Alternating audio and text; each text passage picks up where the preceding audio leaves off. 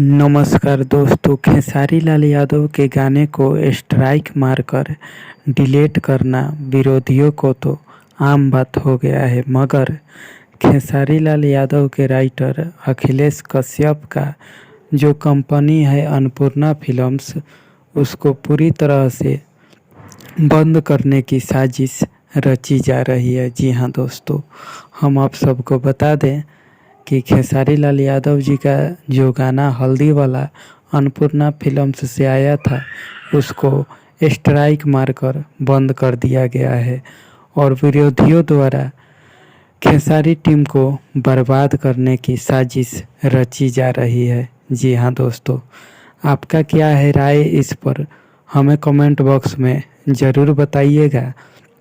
मिलते हैं दोस्तों किसी नए अपडेट में, तब तक के लिए देखते रहिए खेसारी लाल यादव जी का नया वाला गाना बंधु 3 दिन। नमस्कार, बाय बाय, जय हिंद दोस्तों।